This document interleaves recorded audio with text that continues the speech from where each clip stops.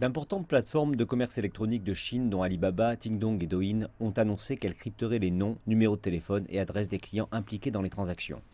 En appliquant de telles mesures, l'information des utilisateurs sera protégée des employés des plateformes, des vendeurs et de ceux en charge des livraisons. L'objectif est de renforcer la protection de la vie privée, alors que des vulnérabilités dans ce secteur ont mené à de nombreuses fraudes par téléphone ces dernières années. Une fois que vous signez sur une application, le jour d'après, votre vie privée est vendue partout. Une fois, on m'a appelé depuis Hong Kong. Le gars connaissait mon nom complet et a tenté de m'avoir en me disant que j'étais impliqué dans du blanchissement d'argent.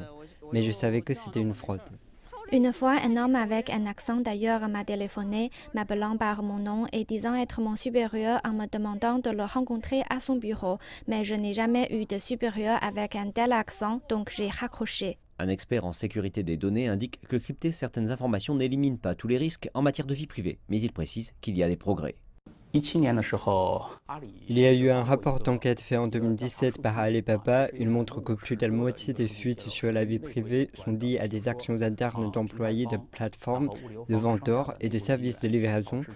Par le cryptage, au moins 20% des parties impliquées sont empêchées d'obtenir des données personnelles.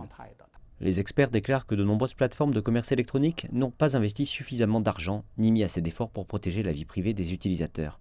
Ils précisent que les choses n'ont commencé à changer que récemment, suite à un renforcement de la législation et d'un environnement plus réglementé. La loi sur la sécurité des données entrera en vigueur dans un mois et fixe l'amende maximum à 10 millions de yuan en cas de collecte ou d'usage illégal de données. Et le projet de loi de la Chine sur la protection des données personnelles est même allé plus loin, fixant une pénalité maximale de 50 millions de yuan ou 5% du revenu annuel de toute entreprise qui manquerait de les protéger.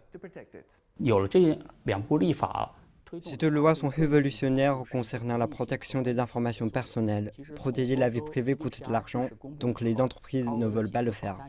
C'est un statu quo. Seule une législation nationale peut inciter les entreprises à faire attention à cette question.